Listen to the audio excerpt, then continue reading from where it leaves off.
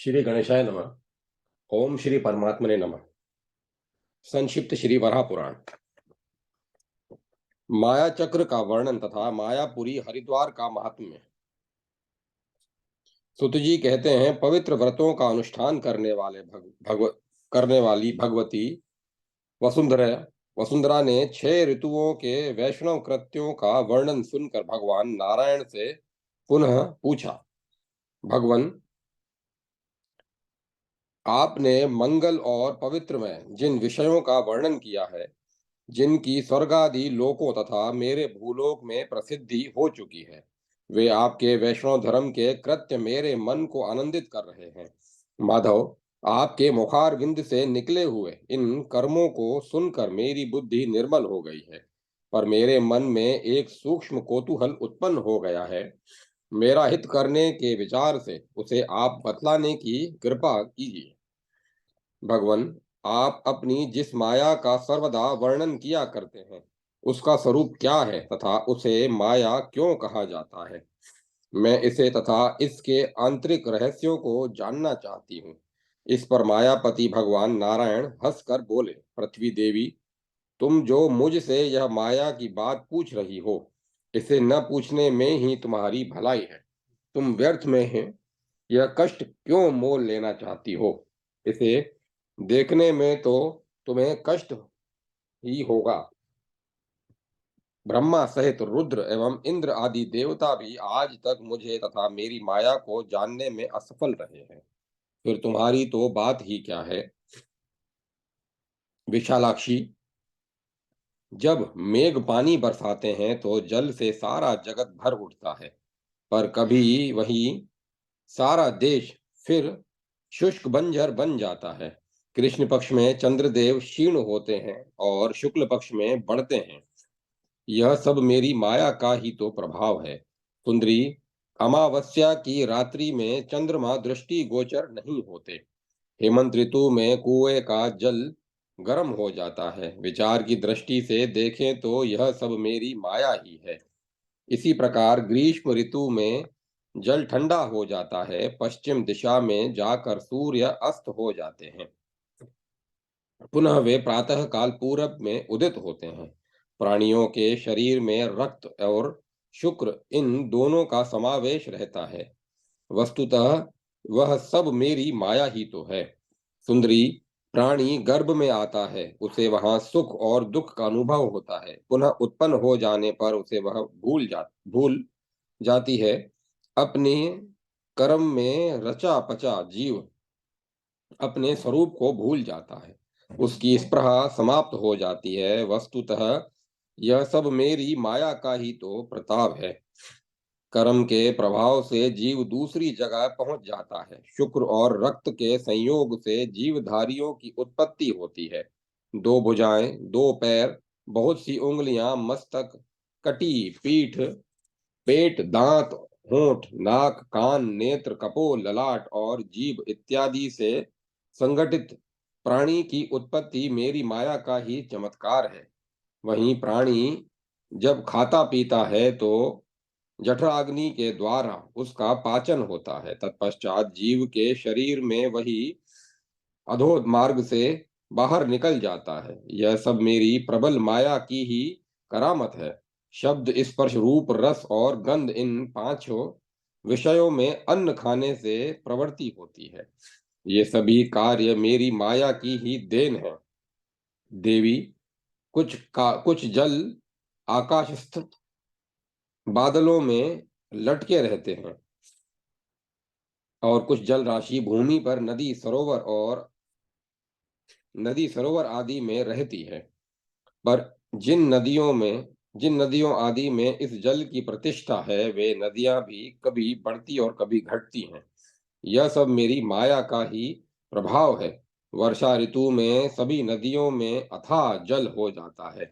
बावलियां और तालाब जल से भर जाते हैं, पर ग्रीष्म ऋतु में वे ही सब सूख जाते हैं। यह सब मेरी माया का ही तो बल है। मेघ लवण समुद्र से खारा जल लेकर मधुर जल के रूप में उसे भूलोक में बरसाते हैं। यह मेरी माया का ही प्रभाव है।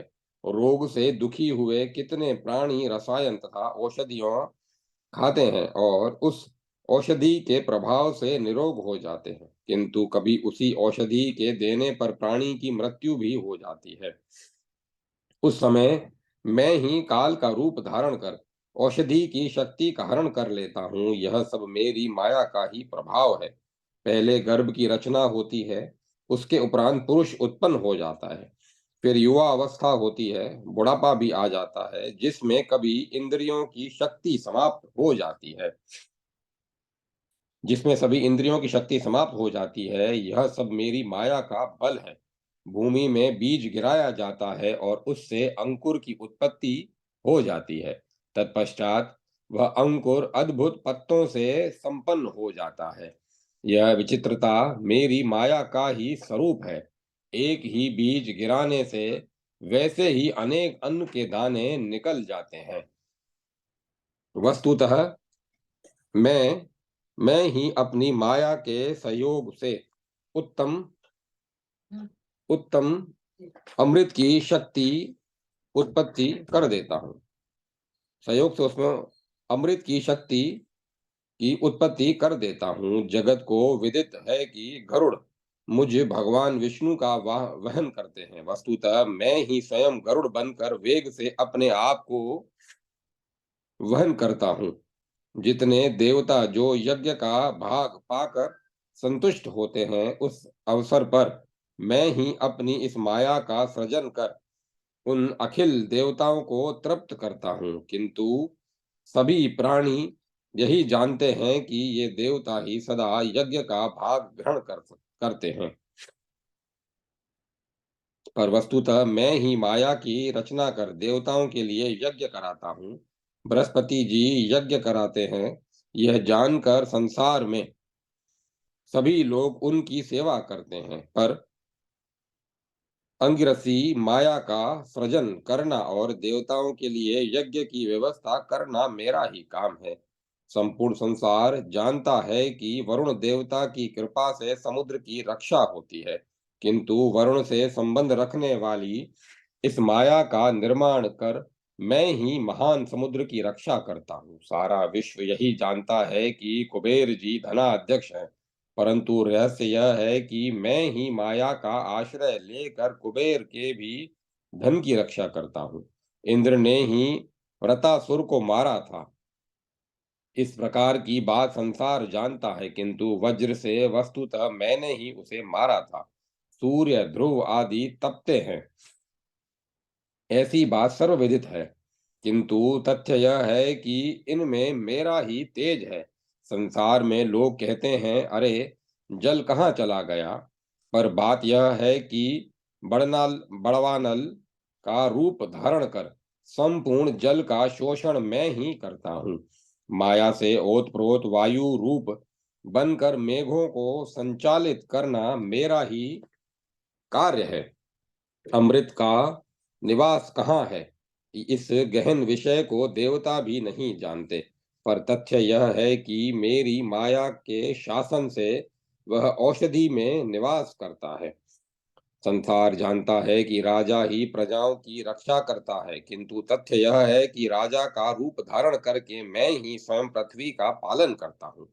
युग की समाप्ति के अवसर पर ये जो 12 सूर्य उदित होते हैं, उनमें मैं ही अपनी शक्ति का आधान करके यह कार्य संपन्न करता रहता हूँ। वसुंधरे, संसार में माया की सृष्टि करना मुझ पर निर्भर है। देवी, सूर्य अपने किरण से संपूर्ण जगत में निरंतर ताप पहुंचाता है। ऐसी स्थिति में किरणमयी माया की सृष्टि करना और संपूर्ण संसार में उसका प्रसारण करना मेरे ही हाथ का खेल है। जिस समय संवर्तक मेघ मूसल जैसी धाराओं से जल बरसाते हैं, उस अवसर पर माया का आश्रय लेकर संवर्तक मेघों द्वारा मैं ही समस्त जगत को जल से भर देता हूँ। वरारोहे, मैं जो शेषनाग की शैया पर सोता हूँ, यह मेरी माया का ही पराक्रम है। शेषनाग का रूप धारण करना और उन पर शयन करना, यह सब एकमात्र मेरी योग माया का ही कार्य है। वसुंधरे, वराही, माया का आश्रय लेकर मैंने तुम्हें ऊपर उठाया था। क्या तुम यह भूल गई? तुम भी वैष्णवी माया का लक्ष्य हुई हो। क्या इस बात को नहीं जानती हो? सुश्रोणी, 17 बार तो तुम मेरे दाढ़ों पर नित्य प्रलय काल में आश्रय पा चुकी हो। इस उस समय मेरे द्वारा माया का सृजन हुआ था और तुम एकारण समुद्र में डूब रही थी। मैं माया के ही योग से जल में रहता हूँ। ब्रह्मा और रुद्र का सृजन करना और भरण पोषण करना मेरी ही माया का कार्य है। फिर भी मेरी माया से मोहित हो जाने के कारण वे मेरी इस माया को नहीं जानते हैं। पितरों का समुदाय जो सूर्य के समान तेजस्वी है, वह भी वस्तुतः मैं ही हूँ। तथा पितृमयी माया का आश्रय लेकर पितरों का रूप धारण कर मैं ही पितृभाग कव्य को ग्रहण करता हूँ। अधिक क्या, एक दूसरी विचित्र बात सुनो। जो एक बार एक पुरुष ऋषि भी माया द्वारा स्त्री के स्वरूप योनि में परिवर्तित कर दिए गए थे। पृथ्वी बोली, भगवन, उस ऋषि ने कौन सा उपकर्म किया था जिसके परिणाम स्वरूप उन्हें स्त्री की योनि प्राप्त हुई? इस बात से तो मुझे बड़ा आश्चर्य हो रहा है। आप यह सारा प्रसंग बताने की कृपा कीजिए। उस ब्राह्मण श्रेष्ठ ने फिर स्त्री रूप धारण कर कौन सी पाप युक्त कर्म किए, यह सब भी विस्तार से बताएं। पृथ्वी की बात सुनकर श्री भगवान अत्यंत प्रसन्न हो गए और मधुर वचन में कहने लगे, देवी, यह विषय अत्यंत गूढ़ और महत्वपूर्ण है। सुंदरी, तुम यह धर्म युक्त कथा सुनो। देवी, मेरी माया ज्ञान एवं विश्व की सभी वस्तुओं को आच्छादित किए है। उसकी बात सुनकर रोंगटे खड़े हो जाते हैं। इस माया के प्रभाव से सोम शर्मा नामक ऋषि भी प्रभावित हुए थे। इससे वे उत्तम, मध्यम और अधम अनेक प्रकार की स्थितियों के चक्कर में घूमते रहे। फिर मेरी माया की प्रेरणा से उन्हें पुनः ब्राह्मणत्व सुलभ हुआ। सोम शर्मा उत्तम ब्राह्मण होकर भी स्त्री की योनि में परिवर्तित हो गए। यद्यपि उसमें भी उनके द्वारा कोई विकृत कर्म नहीं हुआ और न कोई अपराध ही हुआ। वसुंधरे, बात यह है कि वे सोम शर्मा सदा मेरी आराधना, उपासना उपासना आदि कर्मों में ही लगे रहते थे। वे निरंतर मेरी रमणीय आकृति, मेरे सुंदर स्वरूप का ही चिंतन करते थे। भामिनी, इस प्रकार पर्याप्त समय तक उनकी भक्ति, तपश्चर्या, अनन्य भाव से स्तुति करते रहने पर मैं उन पर प्रसन्न हुआ। देवी, मैंने इस उस समय उन्हें अपने स्वरूप का दर्शन कराया और कहा, ब्राह्मण देवता, मैं तुम्हारी तपस्या से संतुष्ट हूँ। तुम मुझसे जो चाहो वर मांग लो। रत्न, स्वर्ण, गौएं तथा अकटक राज्य, जो कुछ तुम्हारे हृदय में हो मांगो। मैं सब कुछ तुम्हें दे सकता हूँ। अथवा विप्रवर उस स्वर्ग का सुख जहाँ वारांगनाएं तथा आनंद का अनुभव करने की अनंत सामग्रियां हैं, तथा जो स्वर्ण के भांडों से सुशोभित एवं धन एवं रत्नों से परिपूर्ण है, जहाँ अप्सराएं दिव्य रूप धारण किए रहती हैं, उसे ही मांग लो। अथवा जो भी इष्ट वस्तु तुम्हारे ध्यान में आती हो, वह सब मेरी वह सब मेरे वर से तुम्हें सुलभ हो सकती है। वसुंधरे, उस समय मेरी बात सुनकर उन श्रेष्ठ ब्राह्मण ने भूमि पर पड़कर मुझे साष्टांग प्रणाम किया और मधुर शब्दों में कहने लगे, देव, आप मुझ पर यदि रुष्ट न हो तो मैं आपसे जो वर मांग रहा हूं वही दीजिए। भगवन, आपके द्वारा निर्दिष्ट वरदानों, स्वर्ण गौवें, स्त्री, राज्य, ऐश्वर्य एवं अप्सराओं से सुशोभित स्वर्ग आदि से माधव मेरा कोई भी प्रयोजन नहीं है। मैं तो केवल आपकी माया का, जिसकी सहायता से आप सारी क्रीड़ाएं करते हैं, रहस्य ही जानना चाहता हूँ। वसुंधरे, ब्राह्मण की बात सुनकर मैंने कहा, द्विजवर, माया से तुम्हारा क्या प्रयोजन है? ब्राह्मण देव, तुम अनुचित तथा अकार्य की कामना कर रहे हो। पर मेरी माया से प्रेरित होकर उस ब्राह्मण ने मुझसे पुनः यही कहा, भगवन, आप यदि मेरे किसी कर्म अथवा तपस्या से तनिक भी संतुष्ट हैं तो मुझे बस यही वर दें, अर्थात अपनी माया का ही दर्शन कराएं। अब मैंने उस तपस्वी ब्राह्मण से कहा, द्विजवर, तुम कुब्जा मूर्ख, तीर्थ में जाओ और वहां गंगा में स्नान करो, इससे तुम्हें माया का दर्शन होगा। देवी, मेरी इस बात को सुनकर ब्राह्मण ने मेरी प्रदक्षिणा की और दर्शन की अभिलाषा से वह ऋषिकेश चला गया। वहां उसने बड़ी सावधानी से अपनी कुंडी, दंड और भांड को गंगा तट पर एक और रख कर विधि पूर्वक तीर्थ की पूजा की और उसके बाद वह गंगा में स्नान करने के लिए उतरा। वह स्नानार्थ आदि अभी वह स्नानार्थ अभी डूबा ही था कि उसके अंग बस भीग ही रहे थे कि इतने में देखता है कि वह किसी निषाद के घर में उसकी स्त्री के गर्भ में प्रविष्ट हो गया है। उस समय गर्भ के कलेश से जब उसे असह्य वेदना होने लगी तो वह अपने मन में सोचने लगा, मेरे द्वारा अवश्य ही कोई बुरा कर्म बन गया है, जिससे मैं इस निषादी के गर्भ में आकर नरक यातना भोग रहा हूँ। अहो, मेरी तपस्या एवं जीवन को धिक्कार है, जो इस हीन स्त्री के गर्भ में वास कर रहा हूँ और 9 द्वारों तथा 300 हड्डियों से पूर्ण विष्ठा और मूत्र से मन सने रक्त मांस के कीचड़ में पड़ा हुआ हूँ। यहाँ की दुर्गंध असह्य है तथा कफ पित्त वायु से उत्पन्न रोग दुखों की तो कोई गणना ही नहीं। बहुत कहने से क्या प्रयोजन, मैं इस गर्भ महान दुख पा रहा हूँ। अरे देखो तो, कहाँ तो वे भगवान विष्णु, कहाँ मैं और कहाँ यहाँ वह गंगा जी का जल। किसी प्रकार इस गर्भ से मेरा छुटकारा हो जाए तो फिर मैं उसी भक्ति कार्य गंगा स्नान आदि में लग जाऊंगा। इस प्रकार सोचते सोचते वह ब्राह्मण शीघ्र ही निषादी के गर्भ से बाहर आया, पर भूमि पर गिरते ही उसने जो गर्भ में निश्चय किया था वह सब विस्मृत हो गया। अब यह अब वह धन धान्य से परिपूर्ण निषाद के घर में एक कन्या के रूप में रहने लगा। भगवान विष्णु की माया से मुग्ध होने के कारण पूर्व की कुछ भी बातें उसे याद न रही। इस प्रकार बहुत दिन बीत गए। फिर उस कन्या का विवाह हुआ। माया के प्रभाव से ही उसके बहुत से पुत्र और पुत्रियां उत्पन्न हुई। जब कन्या रूप में वह ब्राह्मण सभी भक्ष्य और अभक्ष्य वस्तुओं को भी खा लेता और तथा पेय और अपेय वस्तु भी पी लेता, वह निरंतर मत्स्य आदि जीवों की हिंसा में निरत रहता तथा कर्तव्य ज्ञान से भी शून्य हो गया। वसुंधरे, इस प्रकार जब निषादी स्त्री रूप में रहते उस ब्राह्मण के 50 वर्ष बीत गए तब मैंने उसे पुनः स्मरण किया।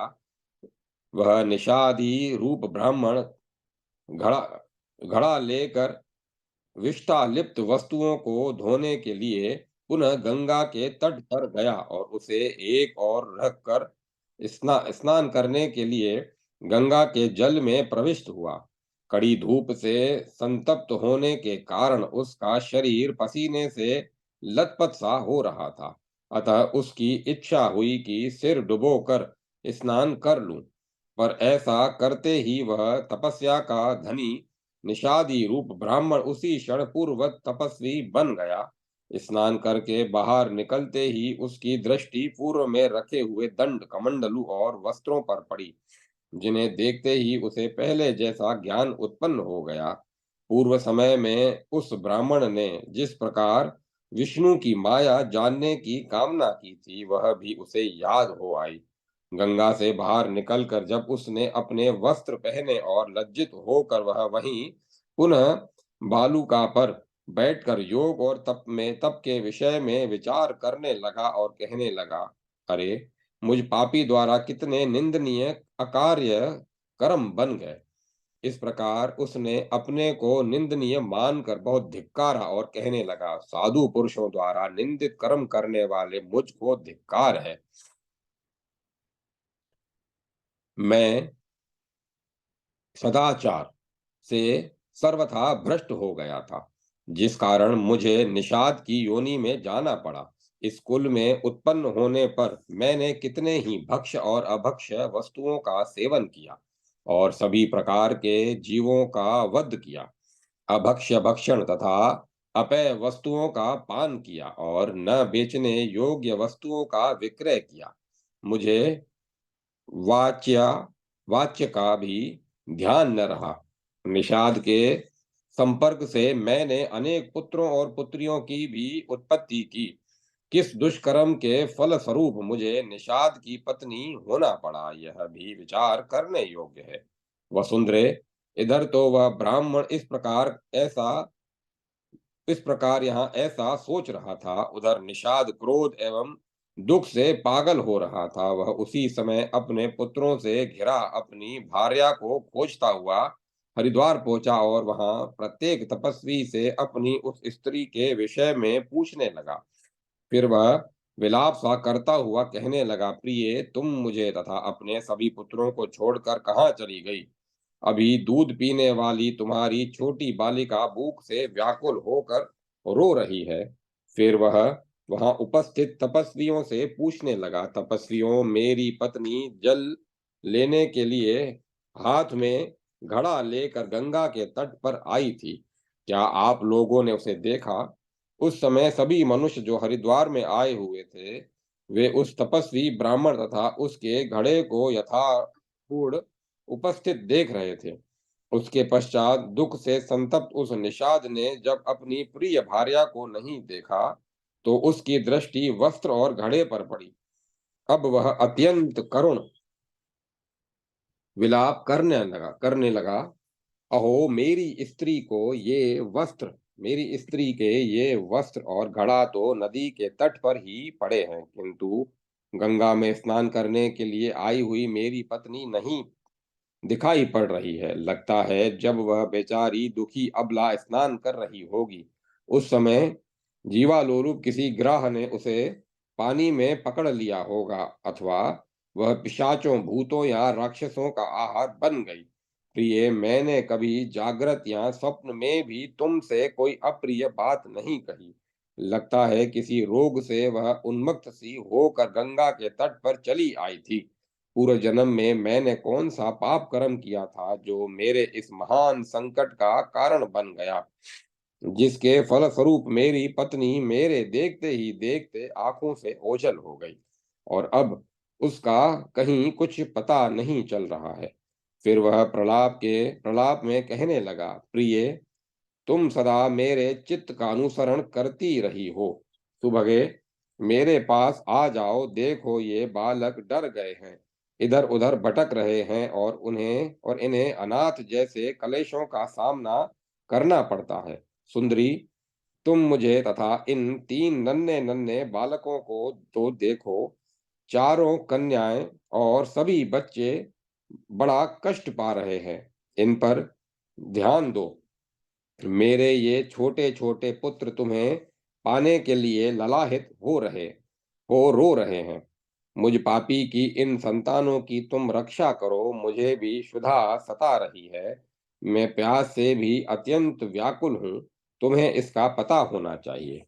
भगवान वराह कहते हैं, कल्याणी, उस समय जो ब्राह्मण स्त्री का जन्म पाकर निषाद की पत्नी बना था और जो अब मेरी उस माया से मुक्त होकर बैठा हुआ था, निषाद के इस प्रकार कहने पर लज्जा के साथ उससे कहने लगा, अब तुम जाओ, तुम्हारी वह भार्या यहाँ नहीं है।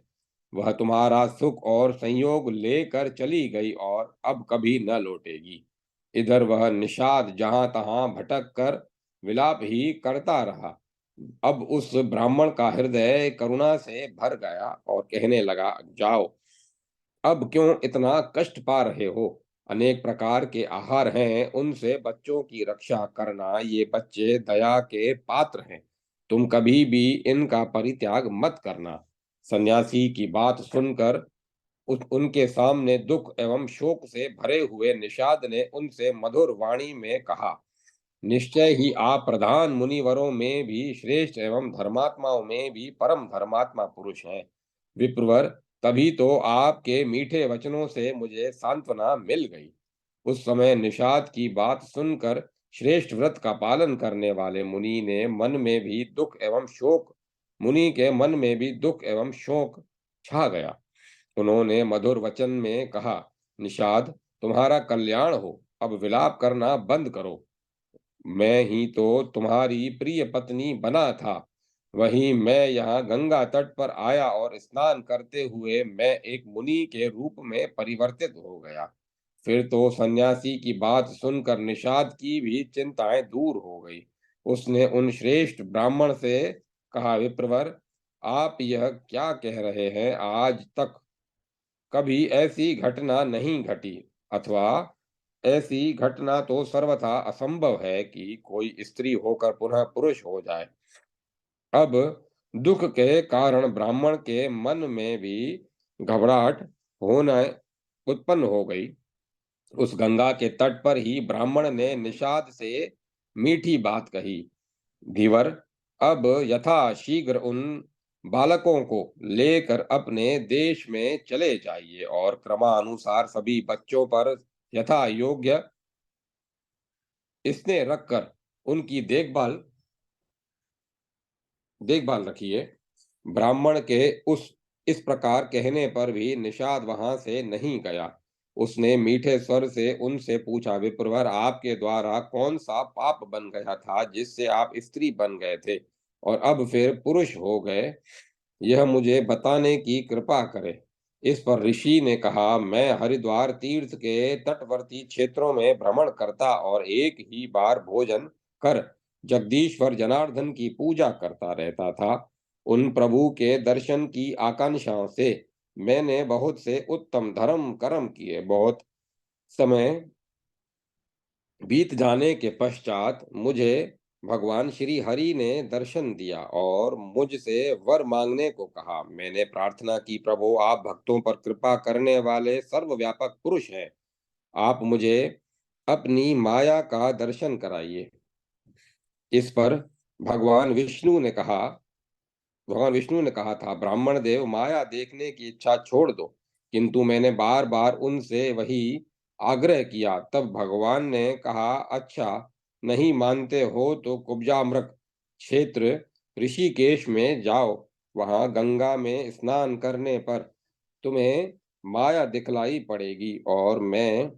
और वे अंतर्ध्यान हो गए। मैं भी माया दर्शन की लालसा से गंगा तट पर गया और वहां अपने दंड कमंडलू एवं वस्त्र को यत्न से एक और रखकर स्नान करने के लिए निर्मल जल में बैठा। इसके बाद मैं कुछ भी न जान सका कि कहाँ क्या है और क्या हो रहा है। तत्पश्चात मैं किसी मल्लाहिन के उदर से कन्या के रूप में उत्पन्न होकर तुम्हारी पत्नी बन गया।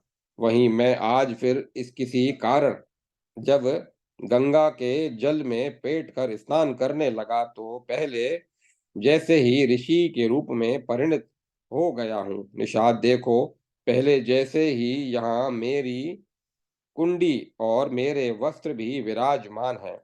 50 वर्षों तक मैं तुम्हारे घर में रह चुका हूँ, परंतु मेरे पास जो दंड और वस्त्र थे, जिन्हें गंगा के तट पर मैंने रखा था, अभी जीर्ण शीर्ण नहीं हुए हैं और न वे गंगा के प्रवाह द्वारा प्रवाहित ही हुए हैं। ब्राह्मण वे ब्राह्मण के इस प्रकार कहते ही वह निषाद सहसा गायब हो गया। उसके साथ ही जो बालक थे, वे भी तिरोहित हो गए। देवी, यह देखकर वह ब्राह्मण भी चकित होकर पुनः तपस्या में संलग्न हो गया।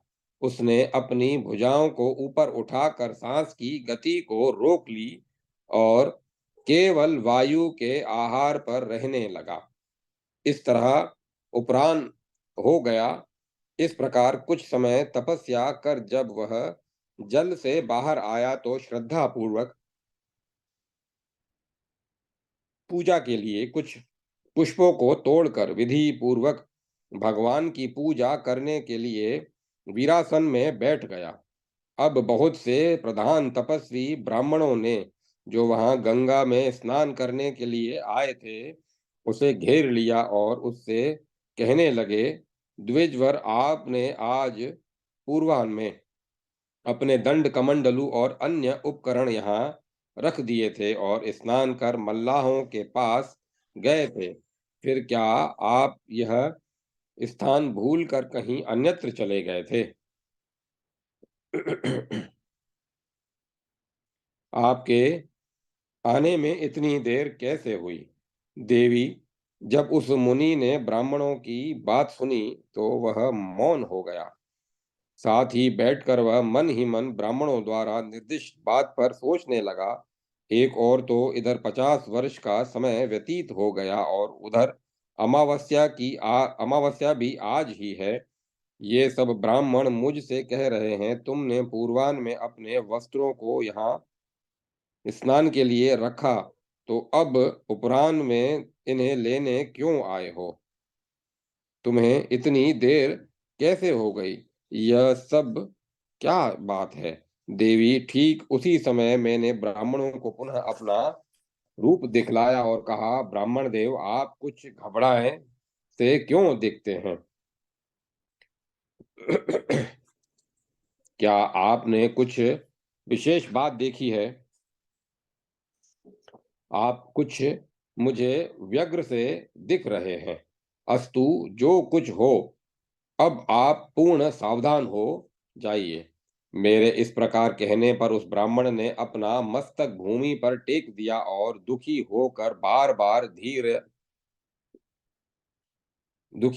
बार दीर्घ श्वास लेता हुआ कहने लगा, जगत गुरु, ये ब्राह्मण मुझसे कह रहे हैं कि तुमने पूर्वाह्न की वेला में वस्त्र, दंड और कमंडलू आदि वस्तुएं यहाँ रखी और फिर उपराह्न में यहाँ आए हो। क्या तुम इस स्थान को भूल गए थे? माधव, इधर तपस्या इधर समस्या यह है कि निषाद की योनि में कन्या रूप से उत्पन्न होकर मैं एक निषाद की स्त्री के रूप में 50 वर्षों तक रहा।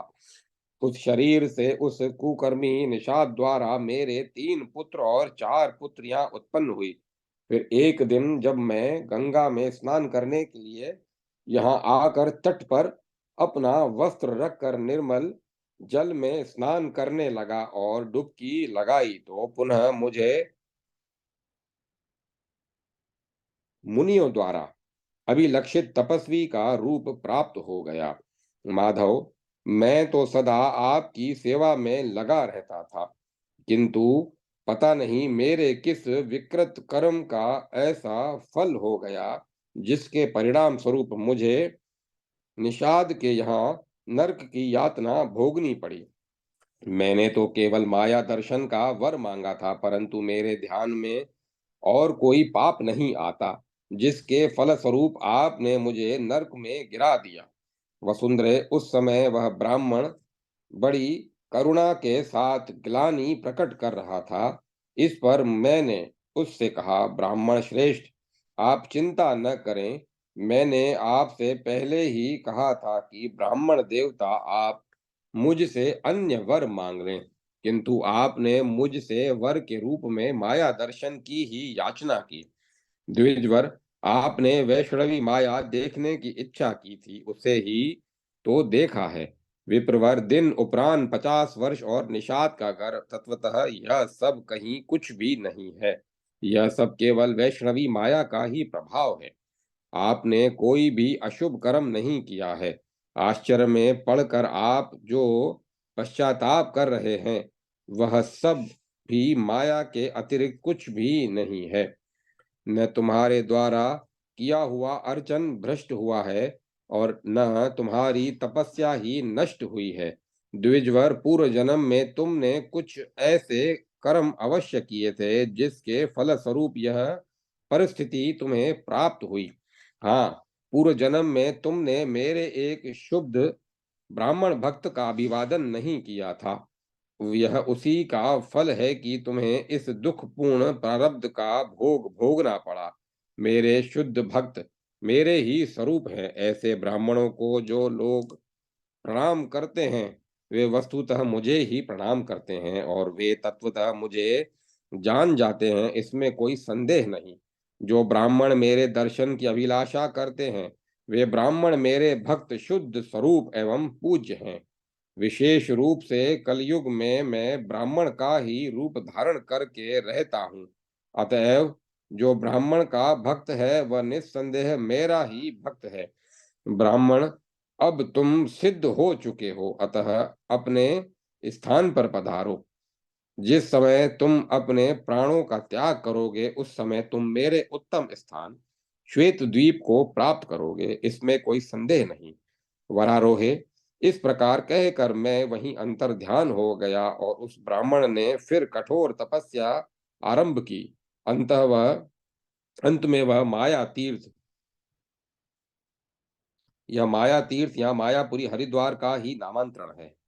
अंत में वह माया तीर्थ में अपना शरीर त्याग कर श्वेत द्वीप में पहुंचा, जहां वह धनुष, बाण, तलवार और तुणिर तरकस धारण कर मेरा सारूप्य प्राप्त कर मुझे माया के आश्रयदाता का सदा दर्शन करता रहता है।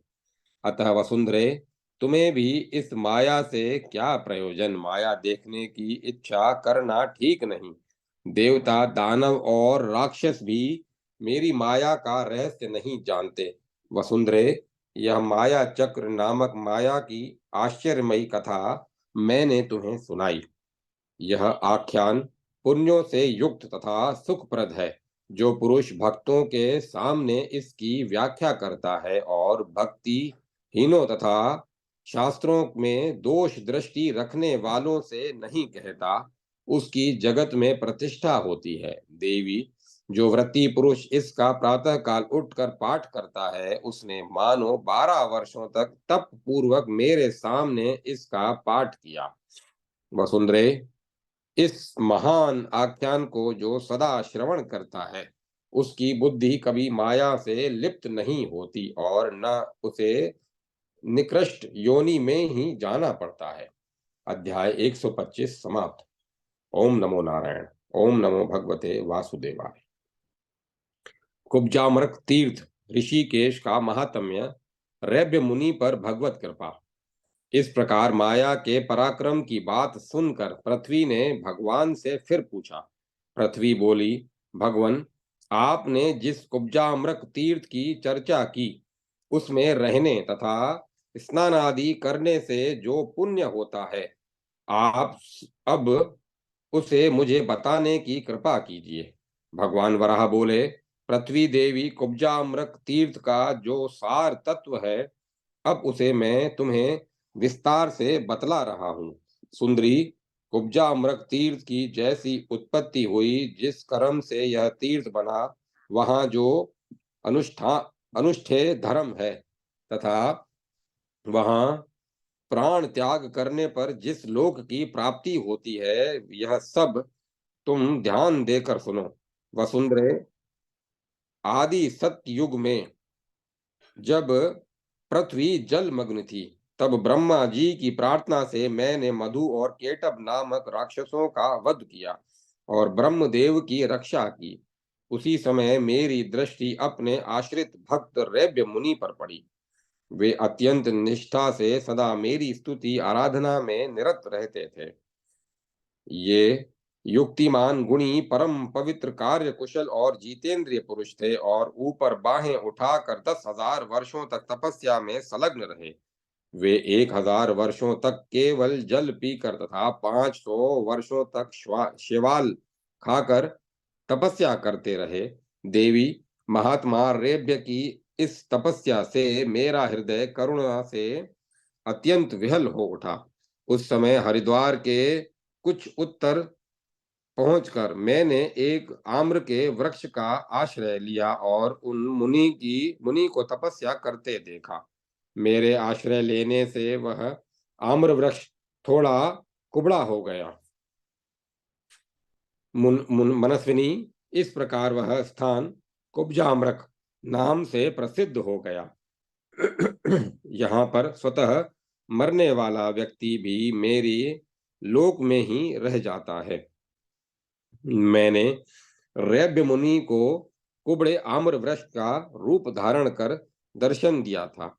फिर भी वे मुझे पहचान गए और घुटनों के बल भूमि पर गिरकर मेरी स्तुति की।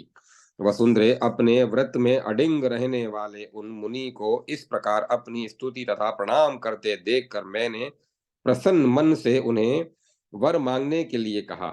मेरी बात सुनकर उन तपस्वी ने मीठी वाणी में कहा, भगवन, आप जगत के स्वामी हैं और याचना करने वालों की आशा पूर्ण करते हैं। भगवन मधुसूदन, यदि आप मुझ पर प्रसन्न हैं तो मैं यह चाहता हूं कि जब तक यह संसार रहे तथा अन्य लोक रहें, तब तक आपका यह तब तक आपका यहाँ निवास हो, और जनार्दन, जब तक आप यहाँ स्थित रहें तब तक आप में मेरी निष्ठा बनी रहे।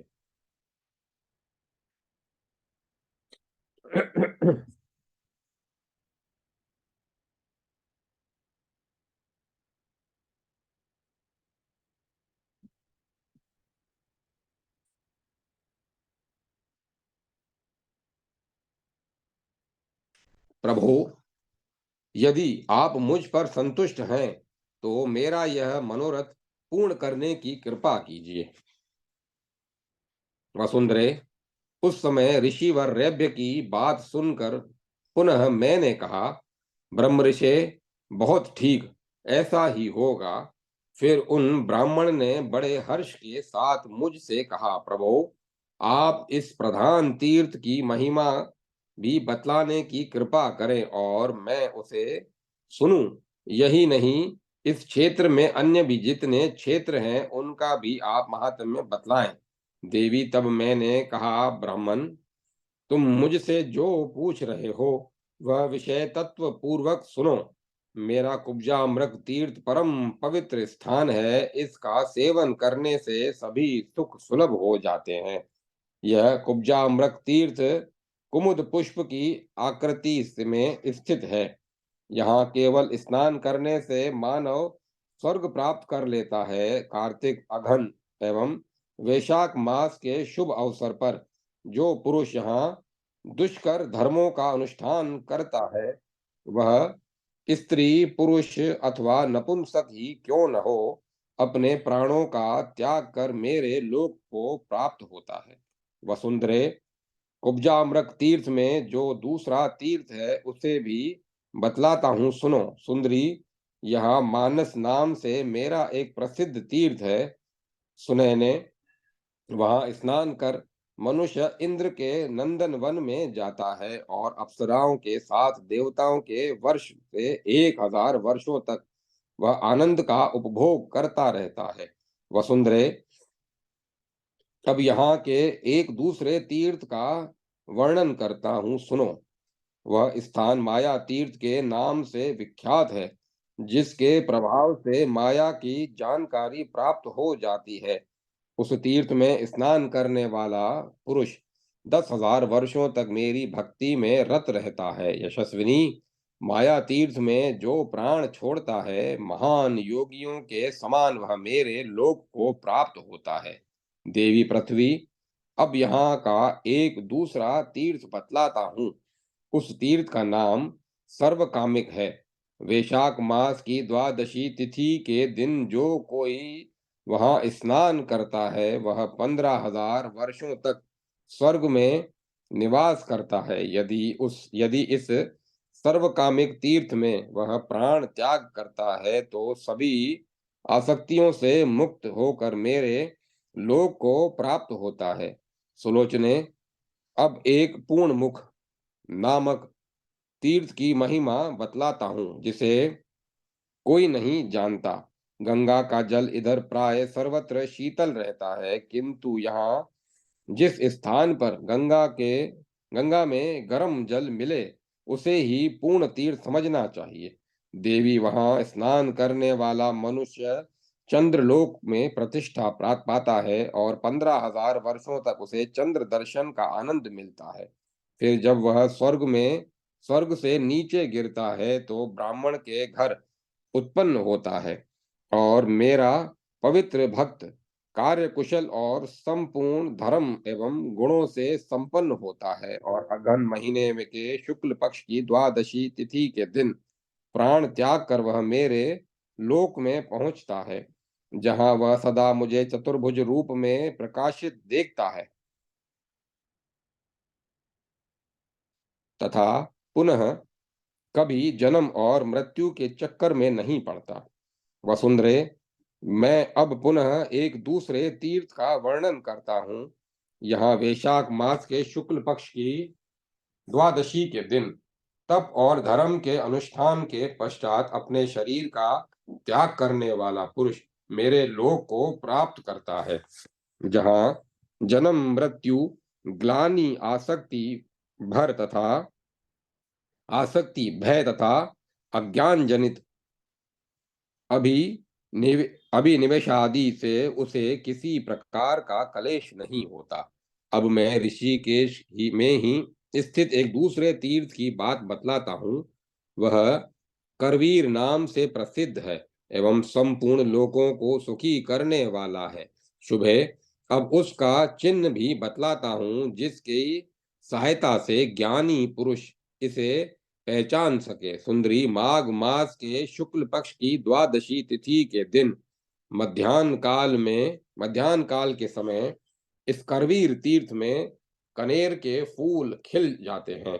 यह निश्चय है, उस तीर्थ में स्नान करने वाला मनुष्य स्वतंत्रता पूर्वक सर्वत्र अवाहत गमन करने में पूर्ण समर्थ हो जाता है। यदि माघ मास की द्वादशी तिथि के दिन उस क्षेत्र में किसी की मृत्यु हो जाती है, तो उसे ब्रह्मा, रुद्र और मेरे दर्शन का सौभाग्य प्राप्त हो जाता है। वसुंधरे, अब एक दूसरे तीर्थ का प्रसंग सुनो। भद्रे, उस कुब्जा मृग क्षेत्र का यह स्थान मुझे बहुत प्रिय है। इस स्थान का नाम पुंडरीक तीर्थ है, जो महान फल देने की शक्ति वाला है। सुमुखी, उस तीर्थ का विशेष चिन्ह बतलाता हूँ, सुनो। सुंदरी, द्वादशी तिथि के दिन मध्याह्न काल में वहां रथ के चक्के की आकृति वाला एक कछुआ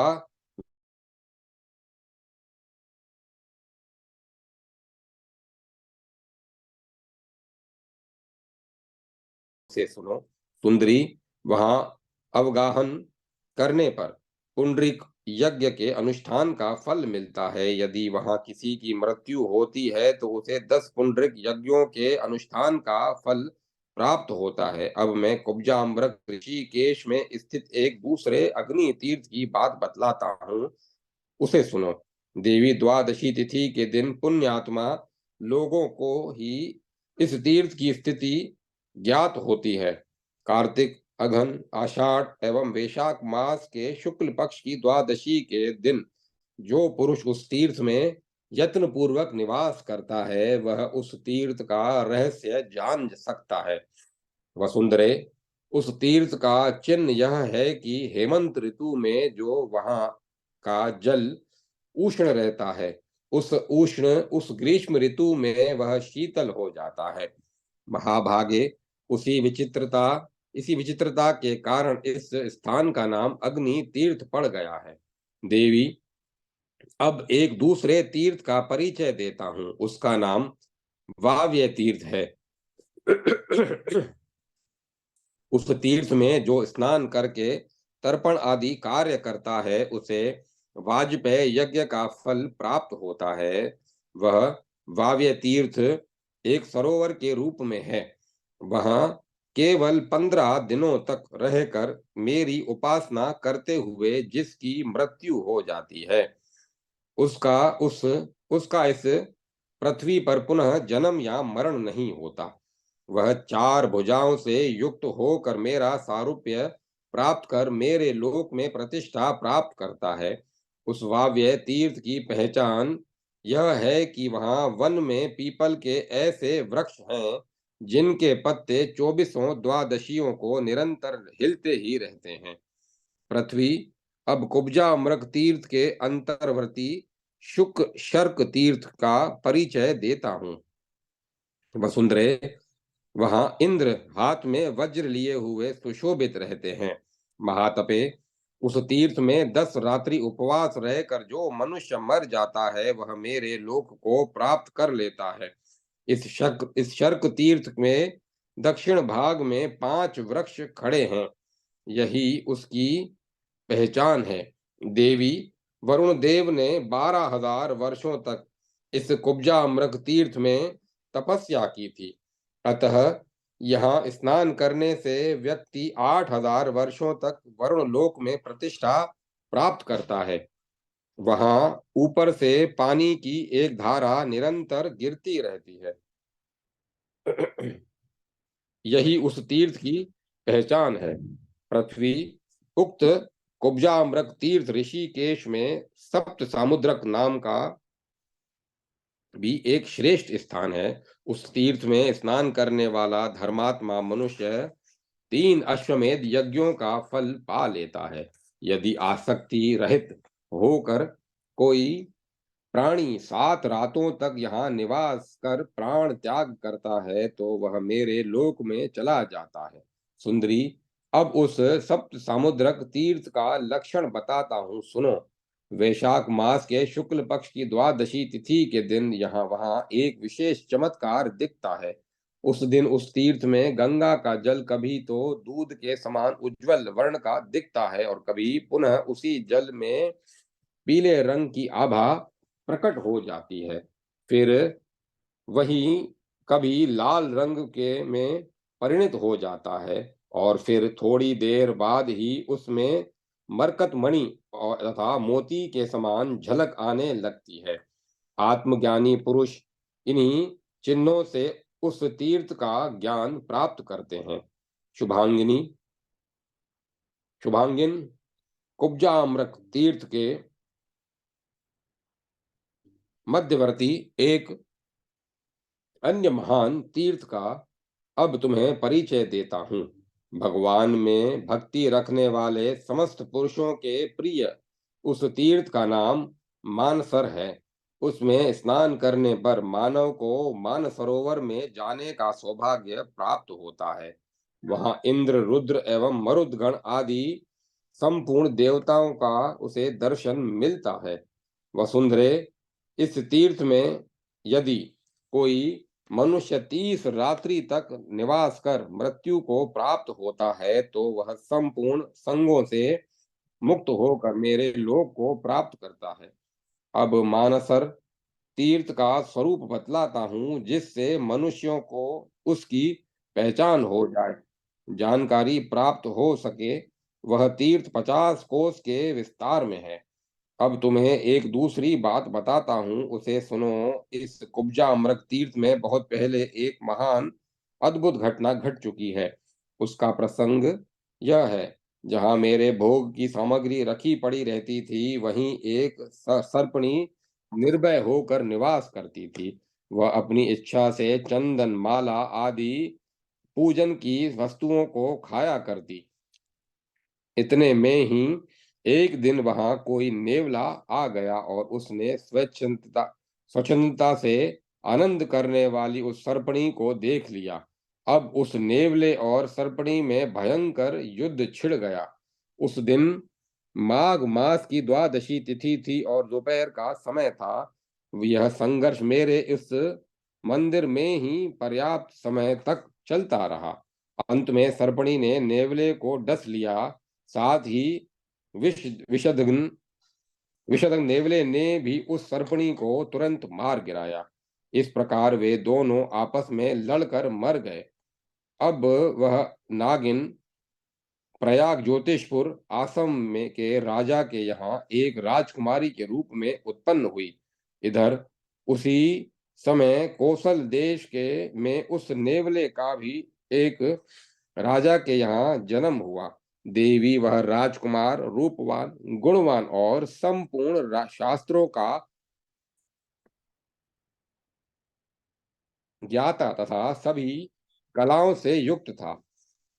दोनों अपने अपने घर सुखपूर्वक रहते हुए इस प्रकार बढ़ने लगे, जैसे शुक्ल पक्ष का चंद्रमा रात्रि प्रति रात्रि बढ़ता दिखता है। पर वह कन्या यदि कहीं किसी नेवले को देख लेती तो तुरंत उसे मारने के लिए दौड़ पड़ती थी। इसी प्रकार उधर राजकुमार भी जब किसी नागिन या सापिन को देखता तो उसे मारने के लिए तुरंत उद्यत हो जाता था। कुछ दिन बाद मेरी कृपा से कौशल देश के राजकुमार ने उस कन्या का पाणी ग्रहण किया और उसके बाद वे दोनों लाक्षा एवं काष्ठ की तरह एक साथ रहने लगे। जान पड़ता था मानो इंद्र और शची नंदन वन में ही विहार कर रहे हों। वसुंधरे, इस प्रकार उस राजकुमार एवं राजकुमारी ने परस्पर प्रेम पूर्वक रहते हुए पर्याप्त समय व्यतीत हो गए। वे दोनों उपवन में एक साथ आनंद पूर्वक इस प्रकार विहार करते मानो समुद्र और उसके वेलावटी। इस प्रकार पूरे 70 वर्ष व्यतीत हो गए। मेरी माया से मोहित होने के कारण वे दोनों एक दूसरे को पहचान भी न सके।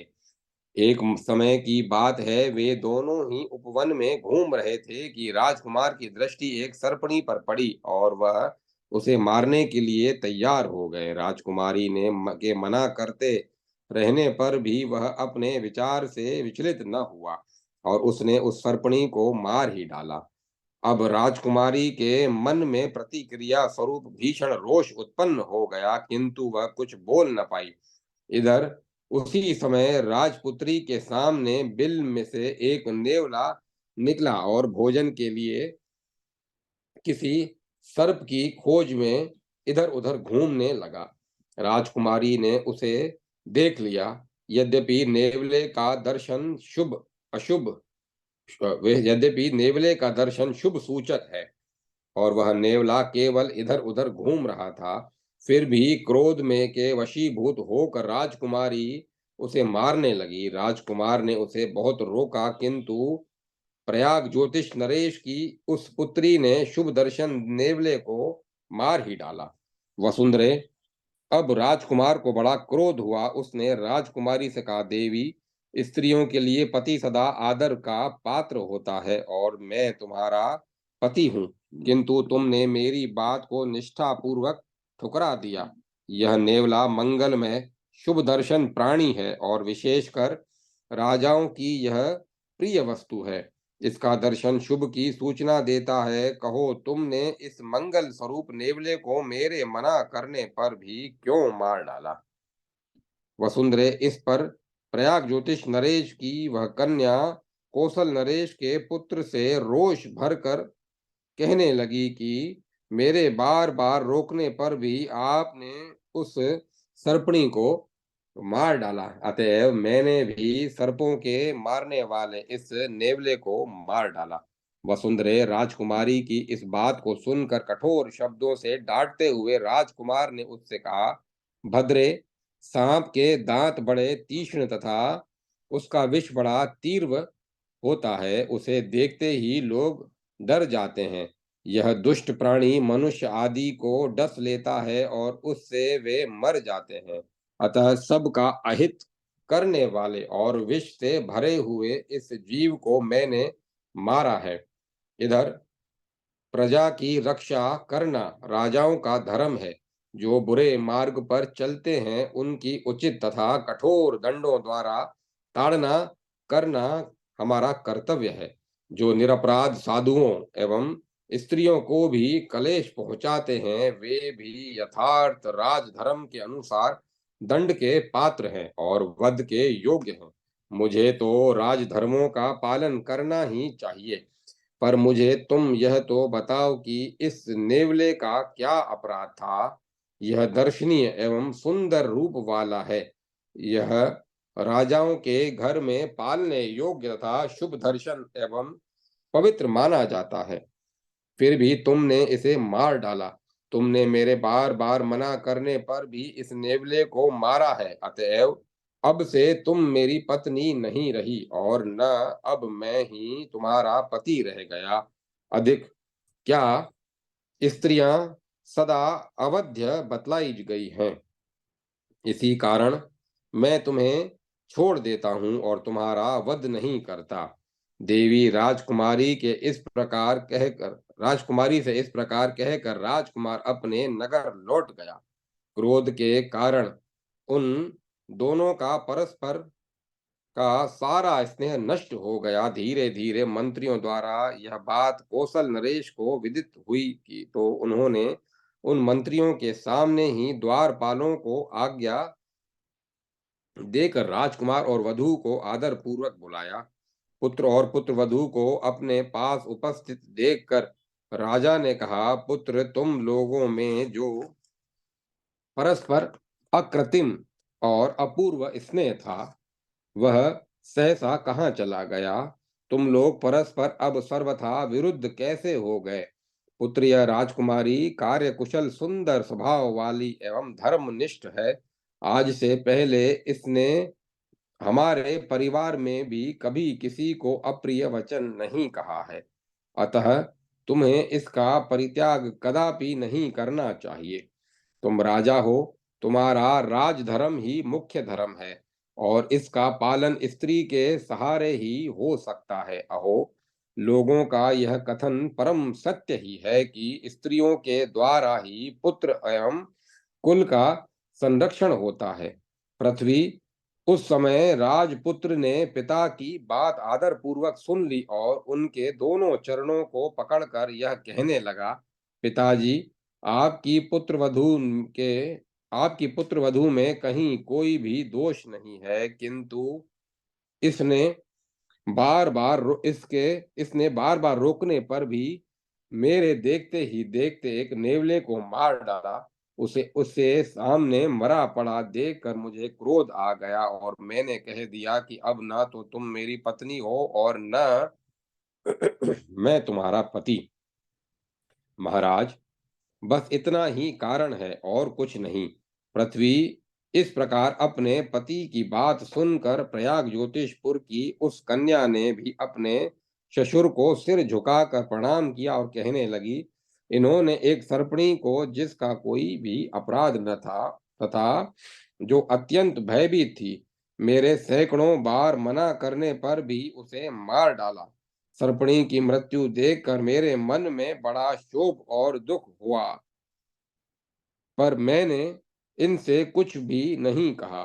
बस यही इतनी सी ही बात है। वसुंधरे, उन कौशल देश के राजा ने उस अपने पुत्र और पुत्रवधू की बात सुनकर सभा के बीच में ही उन दोनों से बड़ी मधुर वाणी में कहना आरंभ किया। वे बोले, पुत्री, इस राजकुमार ने तो सर्पणी को मारा और तुमने नेवले को। फिर इस बात को लेकर तुम लोग आपस में क्यों क्रोध कर रहे हो? यह तो बतलाओ। पुत्र, नेवले के मर जाने पर तुम्हें क्रोध करने का क्या कारण है? अथवा राजकुमारी यदि सर्पणी मर गई तो इतने में तुम्हारे क्रोध का क्या कारण है? इसमें तुम्हारे क्रोध का क्या कारण है? उस समय कौशल नरेश का आनंद देने वाले उस यशस्वी राजकुमार ने पिता की बात सुनकर मधुर स्वर में कहा,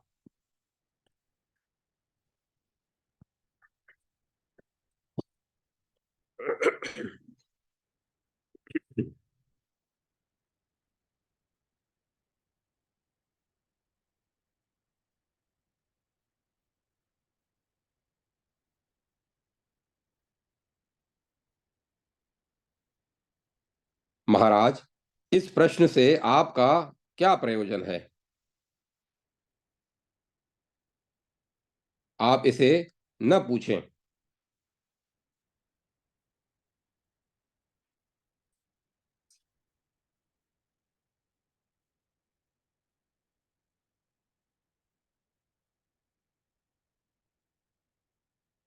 आपको जो कुछ पूछना हो वह इस राजकुमारी से ही पूछिए। पुत्र की बात सुनकर कौशल नरेश ने कहा, पुत्र, बताओ, तुम दोनों के बीच स्नेह विच्छेद का क्या कारण है? पुत्रों में जो योग्य होने पर भी अपने पिता के पूछने पर गोपनीय बात छिपा लेते हैं, वे अधम ही हैं।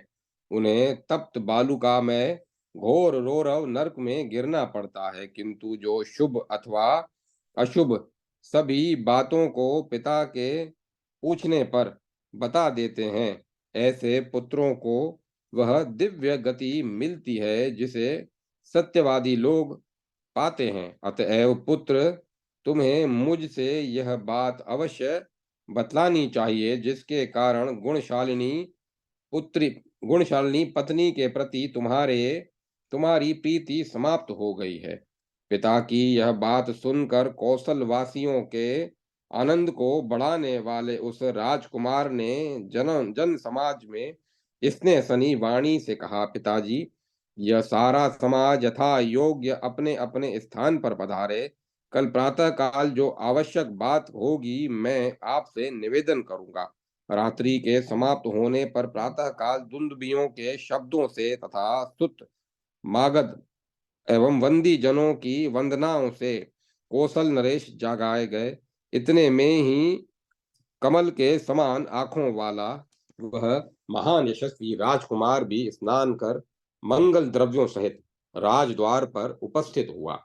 द्वारपाल ने राजा के पास पहुंचकर इसकी सूचना दी और कहा, महाराज, आपके दर्शन की लालसा से राजकुमार दरवाजे पर उपस्थित हैं। इसकी बात सुनकर कौशल नरेश बोले, कुछ किन मेरे साधुवादी पुत्र को यहाँ शीघ्र लाओ। नरेश के ऐसा कहने पर उनकी आज्ञा के अनुसार द्वारपाल ने राजकुमार का वहां प्रवेश करा दिया। विनीत एवं शुद्ध हृदय राजकुमार ने पिता के महल में जाकर उनके चरणों में सिर झुकाकर प्रणाम किया। पिता ने भी आनंद पूर्वक राजकुमार को जय जीव कहकर दीर्घजीवी होने का आशीर्वाद दिया और उन्होंने हंसकर अपने पुत्र राजकुमार से कहा, शुभोदय, मैंने पहले तुमसे जो पूछा था वह बात बताओ। तब राजकुमार ने अपने पिता से कहा, महाराज, इसके बतलाने से किसी अच्छे फल की संभावना नहीं है। राजेंद्र, यदि आप इसे सुनने के लिए उत्सुक ही हैं तो मेरे साथ कुब्जा अमृत तीर्थ में चलने की कृपा करें। मैं इसे वहां चलकर आपको बतला दूंगा। सुनैने, उस समय राजा ने पुत्र की बात सुनकर इससे प्रेम पूर्वक कहा, बेटा, बहुत ठीक। फिर जब राजकुमार वहां से चला गया तो राजा ने अपने उपस्थित मंत्रिमंडल से मीठे स्वर में कहा, मंत्रियों, आप लोग मेरी निश्चित ही निश्चित की हुई बात सुने। इस समय हम कुब्जामृत तीर्थ में जाना चाहते हैं। इसकी आप शीघ्र व्यवस्था कर दें। शीघ्राति शीघ्र हाथी घोड़े रथ आदि जुताए जाएं। उस समय राजा की बात सुनने के पश्चात मंत्रियों ने उत्तर दिया, महाराज, आप इन सबों को तैयार ही समझें। इसके बाद बड़े पुत्र की अनुमति से राजा ने अपने छोटे पुत्र को राज्य पर अभिषिक्त कर दिया और राजधानी से चलकर संपूर्ण द्रव्यों तथा अंतःपुर की स्त्रियों के साथ वे दोनों बहुत दिनों के बाद कुब्जामृत नामक तीर्थ में पहुंचे। वहां पहुंचकर उन्होंने उस तीर्थ के नियमों का पालन करते हुए अन्न, वस्त्र, स्वर्ण, गौ, हाथी, घोड़े और पृथ्वी आदि बहुत से दान दिए। इस प्रकार बहुत दिन व्यतीत हो जाने पर एक दिन राजा ने राजकुमार से पूछा, वत्स, अब वह गोपनीय बात बताओ। तुमने कुलशील और गुणों से संपन्न मेरी इस निर्दोष सुंदरी पुत्र वधू का क्यों परित्याग कर दिया? इस पर राजकुमार ने कहा, इस समय आप शयन करें, प्रातः काल यह सब बातें मैं आपको बतला दूंगा। राजा, रात बीत जाने के बाद प्रातः काल सूर्योदय होने पर राजकुमार ने गंगा में स्नान कर रेशमी वस्त्र धारण करके विधि पूर्वक मेरी पूजा की। तत्पश्चात उस गुरु वत्सल राजकुमार ने पिता की प्रदक्षिणा कर यह वचन कहा, पिताजी, आइए हम लोग वहां चले जहां की आप गोपनीय बातें पूछ रहे हैं। इसके बाद राजा, राजकुमार और कमल के समान नेत्रों वाली वह राजकुमारी सभी उस निर्माल्य कूट के पास पहुंचे जहां वह पुरानी घटना घटी थी। राजपुत्र उस स्थान पर पहुंचकर अपने पिता के दोनों चरणों को पकड़कर कहने लगा, महाराज, पूर्व जन्म में मैं एक नेवला था और यहीं से थोड़ी ही दूर पर एक केले के वृक्ष के नीचे मेरा निवास था। एक दिन काल के चुंगल में फंसकर मैं इस निर्माल्य कूट में चला आया, जहां सुगंधित द्रव्यों और विविध पुष्पों को खाती हुई एक भयंकर विष वाली सर्पणी विचर रही थी। उसे देखकर मुझे क्रोध आया और फिर सहसा मैंने उस पर आक्रमण कर दिया।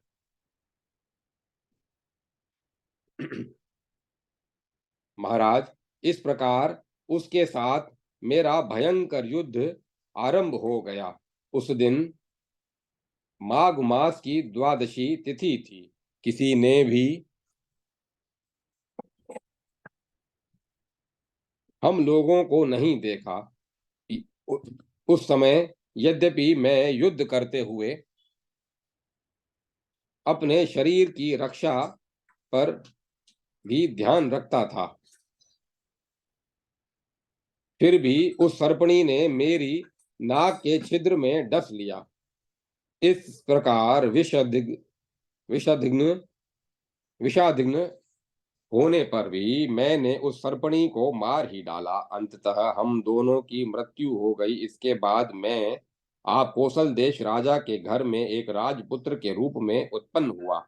राजन, यही कारण है कि क्रोधवश मैंने उस सर्पणी को मार डाला था। राजकुमार की बात समाप्त होते ही राजकुमारी भी कहने लगी, महाराज, मैं ही पूर्व जन्म में इस निर्माल्यकूट क्षेत्र में रहने वाली वह सर्पणी थी। उस लड़ाई में मरकर मैं प्रयाग ज्योतिष नरेश के यहाँ कन्या के रूप में उत्पन्न होकर आपकी पुत्र वधू हुई। राजन, मेरी मृत्यु कारण भूत प्राप्तान तमोमय संस्कारों की स्मृति मेरे जीवात्मा पर बनी थी, अतः मैंने भी उस नेवले को मार डाला। प्रभु, यही वह गोपनीय रहस्य है। वह सुंदर है। इस प्रकार पुत्र वधु और पुत्र की बात सुनकर राजा सर्वथा निर्विण निर्विण हो गए निर्विवण हो गए और वे वहां से पुनः माया तीर्थ में चले गए और वहीं उनके जीवन का अंत हुआ। उस राजकुमारी तथा राजकुमार ने भी पुंडरिक तीर्थ में पहुंचकर मन का निग्रह कर प्राणों का त्याग किया और वे उस समय उस श्रेष्ठ स्थान पर पहुंच गए जहां भगवान जनार्दन सदा विराजमान रहते हैं। इस प्रकार राजा, राजकुमार और यशस्विनी राजकुमारी कठिन तप के द्वारा कर्म बंधन को विभिन्न विच्छिन्न कर श्वेत द्वीप में पहुंचे और उनका सारा परिवार भी महान पुण्य के द्वारा परम सिद्धि को प्राप्त कर श्वेत द्वीप पहुंच गया। देवी, यह मैंने तुमसे कुब्जा मृग तीर्थ की महिमा बतलाई। इसका वर्णन मैंने उन ब्राह्मण श्रेष्ठ रैब्य के से भी किया था। यह बहुत पवित्र प्रसंग है। चारों वर्णों का कर्तव्य है कि वे इसका पठन एवं चिंतन करें। इसे मूर्ख, गौ हत्या करने वाले, वेद वेदांग के निंदक, गुरु से द्वेष करने वाले और शास्त्रों में दोष देखने वाले व्यक्ति के सामने कभी नहीं कहना चाहिए। इसे भगवान के भक्तों तथा वैष्णव दीक्षा संपन्न पुरुषों के सामने ही कहना चाहिए। पृथ्वी, जो प्रातः काल उठकर इसका पाठ करता है, वह अपने कुल के आगे पीछे की 10-10 पीढ़ियों को तार देता है। देवी, अपने भक्तों की सुख प्राप्ति के लिए मैंने कुब्जा अमृत तीर्थ के अंतर्वर्ती स्थानों का वर्णन किया। अब तुम दूसरी कौन सी बात पूछना चाहती हो, वह कहो। अध्याय 126 समाप्त। ओम नमः शिवाय। ओम नमो नारायण। दीक्षा सूत्र का वर्णन। सुत जी कहते हैं, इस प्रकार अनेक धर्मों को सुनकर बहुतों को मुक्ति सुलभ हो जाए, इस उद्देश्य से पृथ्वी ने भगवान जनार्दन से पूछा, भगवान, माया तीर्थ की महिमा बड़ी अद्भुत है। इसके महात्म्य श्रवण से मेरा अंतःकरण शुद्ध हो गया। अब प्राणियों के कल्याण तथा विश्व की रक्षा के लिए आप कृपा कर मुझे अपनी दीक्षा विधि का उपदेश करें। भगवान वराह बोले, देवी, तुमने जो भागवती दीक्षा के विषय में पूछा है, अब उसे बताता हूँ, सुनो। यह दीक्षा कर्म में संसार से मुक्त और सर्वमुख सुख प्रदान करने वाली है। इस दीक्षा का रहस्य योग व्रत में स्थित रहने वाले देवता तक भी नहीं जानते। इस मंगलमय धर्म का रहस्य केवल मैं ही जानता हूँ। देवी, उत्तम दीक्षा वह है जिसके प्रभाव से मुझ में मन लगाकर मनुष्य सुखपूर्वक गर्भवास रूप संसार समुद्र से पार पा जाता है। इसके लिए साधक को चाहिए कि वह गुरु के समीप जाकर उनसे प्रार्थना करे कि गुरुदेव, मैं आपका शिष्य होना चाहता हूँ, आप मुझे दीक्षा देने की कृपा कीजिए। फिर उनकी आज्ञा से दीक्षा के उपयोगी पदार्थों, धान का लावा, मधु, कुश, घृत, चंदन, पुष्प, दीप, धूप, नैवेद्य, काला मृग चर्म, पलाश का दंड, कमंडलू, कलश, वस्त्र, खड़ाऊ, स्वच्छ यज्ञोपवित, अर्घ्य पात्र, चरुस्थाली, दर्वी, तिल, यव, अनेक प्रकार के फल, दीक्षित पुरुषों के खाने योग्य अन्न तथा पीने योग्य तीर्थों के जल आदि वस्तुओं को लाकर एकत्र करें। साथ ही आवश्यक उपयोगी विविध प्रकार के बीज, रत्न एवं कांच आदि पदार्थों को भी एकत्र कर ले।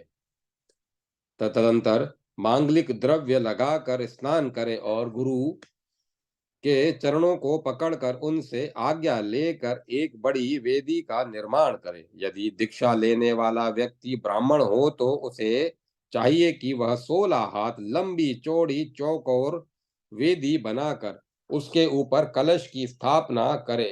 धान्य के ऊपर नवीन और सुदृढ़ कलश की विधि पूर्वक स्थापना कर वेद मंत्रों का उच्चारण करके उसमें जल भर दे और फिर पुष्पों तथा पल्लवों से उसे अलंकृत कर दे। तत्पश्चात उस पर विधि पूर्वक तिलों से भरा हुआ एक पात्र स्थापित कर गुरु में मेरी भावना करके पहले से एकत्र किए हुए द्रव्यों के द्वारा उनकी विधि पूर्वक पूजा करे। गुरु के प्रति निश्चित रूप से धर्म को जानने तथा पालन करने वाला शिष्य पुरुष उनकी सविधि पूजा कर पूर्वोक्त निर्दिष्ट द्रव्यों को उस वेदी पर स्थापित करे।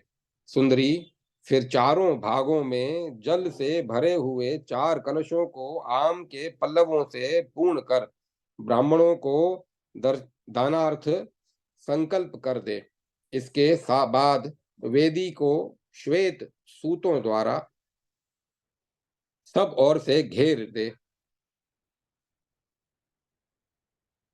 और चारों पार्श्व भागों में 4 पूर्ण पात्र रखे।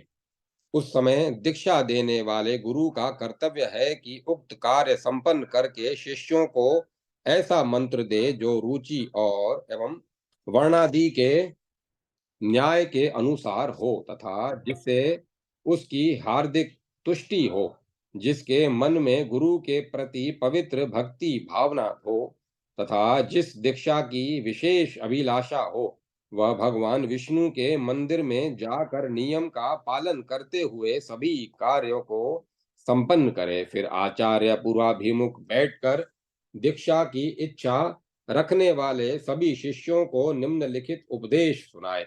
जो व्यक्ति मेरा भक्त होकर भी किन्हीं अन्य भगवत भक्त सत्पुरुषों को देखकर उनके लिए आदर पूर्वक उठकर स्वागत सत्कार आदि कर्म नहीं करता, वह मानो मेरी ही हिंसा करता है। जो कन्या का दान करके अपने कर्म से उसका उपकार नहीं करता, उसे मानो अपने पूर्व के 8 पितरों की हत्या कर दी। जो निष्ठुर व्यक्ति अपनी साध्वी स्त्री का भी जो एक प्रिय मित्र का कार्य करती है वध करता है, वह हिंसक व्यक्ति पुनः स्त्री योनि में जन्म पाता है और पूर्वोक्त कर्म के प्रभाव से उसे पुनः दाम्पत्य सुख की प्राप्ति नहीं होती। ब्राह्मण का वध करने वाला, कृतघ्न गौघाती, ये पापी समझे जाते हैं तथा जो अन्य पापी कहे गए हैं, वे यदि शिष्य बनकर दीक्षा लेना चाहें तो उन्हें शिक्षा शिष्य न बनाकर उनका परित्याग ही कर देना चाहिए। दीक्षित पुरुष को चाहिए कि वह यदि परम सिद्धि या मोक्ष पाने की इच्छा रखता हो या सनातन धर्म का संग्रह करता करना चाहता हो तो बैल गुल्लर तथा उपयोगी वृक्षों को कभी न काटे।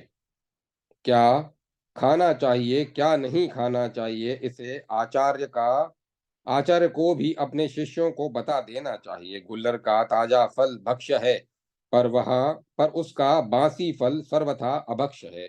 लहसुन, प्याज आदि वस्तुएं जिनसे दुर्गंध निकलती है, वे सभी अभक्ष्य मानी जाती हैं। दीक्षित व्यक्ति के लिए उचित है कि वह सभी प्रकार के मांस मछलियों का निश्चय पूर्वक सर्वथा त्याग कर दे। उसे दूसरों को उसे दूसरों की निंदा और प्राणी की हिंसा भी कभी नहीं करनी चाहिए। वह किसी की चुगली न करे और चोरी तो सर्वथा त्याग दे। दूर से आए हुए अतिथि को आदर सत्कार पूर्वक भोजनादि कराना चाहिए। वह गुरु, राजा तथा ब्राह्मण की स्त्री के प्रति मन में कभी बुरी भावना न करे। स्वर्ण, रत्न और युवती स्त्री इनकी ओर चित्त न लगाए। दूसरे के उत्तम भाग्य और अपनी विपत्ति को देखकर दुख न करे। यह सनातन धर्म है। वसुंधरे, दीक्षा के पहले मंत्र लेने वाले शिष्य के प्रति गुरु इन सब बातों का उपदेश दे।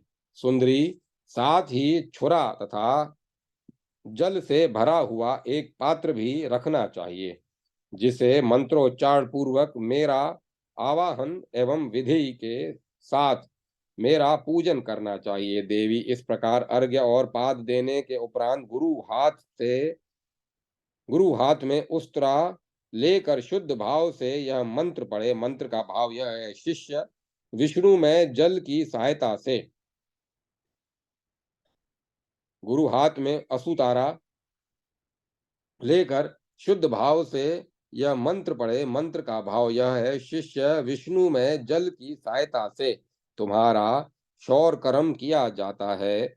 इस प्रकार वरुण देवता तुम्हारे सिर की रक्षा करें। यह दीक्षा संसार में उद्धार करने वाली है। फिर नाई शौर कर्म करे और यजमान उस कलश को उस नाई को ही दे दे। नाई ऐसी सावधानी से सिर का शौर कर्म करे कि कहीं त्वचा के कटने से एक बिंदु भी रक्त न निकले। इस प्रकार सविधि कृत्य संपन्न कर लेना चाहिए। इसके उपरांत यजमान भगवान में श्रद्धा रखने वाले पुरुष को प्रणाम करके अग्नि प्रज्वलित करे और फिर वह धान का लावा, काला तिल, घृत और मधु इन वस्तुओं को मिलाकर उसमें 7 आहुतियां प्रदान करें। फिर तिल और खीर से 20 आहुतियां देनी चाहिए। हवन के पश्चात घुटनों के बल जमीन पर झुककर इस मंत्र का उच्चारण करना चाहिए। मंत्र का भाव यह है कि दोनों अश्वनी कुमारों, दसों दिशाएं, सूर्य और चंद्रमा, ये सभी इस कार्य में साक्षी हैं। सत्य के बल पर ही पृथ्वी तथा आकाश अवलंबित है। सत्य के बल से ही सूर्य गतिशील है तथा पवन देव प्रवाहित होते हैं। तदंतर मंत्र पूर्वक विधि के अनुसार आचार्य की पूजा कर उन्हें प्रसन्न करना चाहिए। गुरु को भगवान में भक्ति रखने वाला एवं दिव्य पुरुष होना चाहिए। फिर 3 बार गुरु की प्रदक्षिणा कर उनके चरणों को श्रद्धा पूर्वक पकड़ ले और कहे: गुरुदेव, मैं आपकी कृपा तथा इच्छा के अनुसार दीक्षा ग्रहण कर्म में उदत हुआ हूँ। मुझसे कुछ अनुचित हुआ हो तो आप उसे क्षमा करने की कृपा करें। फिर स्वयं वह पूर्व दिशा की ओर मुख करके बैठ जाए। इस समय गुरु की दृष्टि केवल शिष्य पर ही रहनी चाहिए। गुरु का कर्तव्य है कि हाथ में कमंडलू एवं यज्ञोपवीत लेकर उसे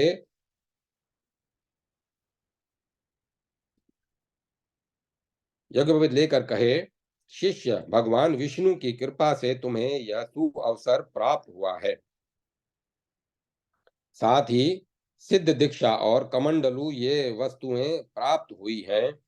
कर्म के प्रभाव से दीक्षा संबंधी इस अवसर पर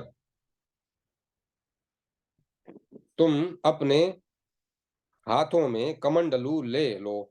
इसके बाद गुरु उसे मंत्र की दीक्षा दे। दीक्षा प्राप्त पुरुष गुरु के चरणों पर मस्तक रखकर प्रणाम करे और उनकी प्रदक्षिणा कर इस प्रकार कहे, गुरुदेव, मैंने अब आपकी शरण प्राप्त की है। आपके द्वारा मुझे वैष्णवी दीक्षा सुलभ हो गई।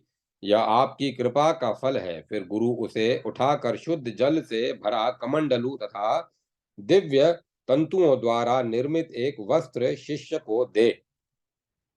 उस समय गुरु को कहना चाहिए, वत्स, तुम यह वस्त्र तथा पवित्र जल भरा पवित्र कमंडलू ग्रहण करो।